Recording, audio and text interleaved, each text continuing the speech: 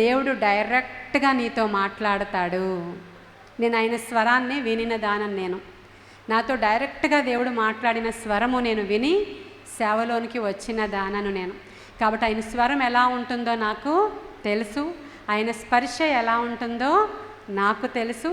ఈరోజు నేను యాక్చువల్గా మిమ్మల్ని అందరినీ నేను యూట్యూబ్లో చూసినప్పుడు ఈ పాటలు నాకు చాలా ఇష్టం కదా. ఆ పాటల్ని వింటూ అనుక్షణం వింటూ ఉన్నప్పుడు ఎప్పుడైనా సరే బైబిల్ మిషన్ పరిచర్యల దగ్గరికి వెళ్ళి నేను చూసి రావాలి అనుకున్నా, మాట్లాడాలి అని అలా పిలవబడాలని ఆలోచించలా, చూసి రావాలి అని ఆలోచించా.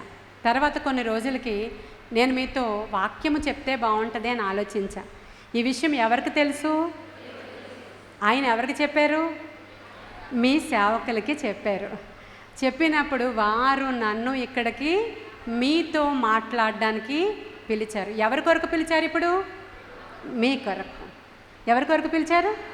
మీ కొరకు. ఇప్పుడు నేను ఇక్కడికి వచ్చాను కాబట్టి మీరు ఏమి నేర్చుకుంటున్నారంటే పరిశీలించడం నేర్చుకుంటున్నారు. ఈరోజు ఒక్కొక్క మెతుకుని ఇలా పట్టుకుని వాక్యాన్ని ఏ సేవకులు వచ్చి ఇక్కడ ఈ 3 రోజుల్లో ఏమి బోధ చేస్తున్నారో ఇది నూతనమైన విషయం మీకు.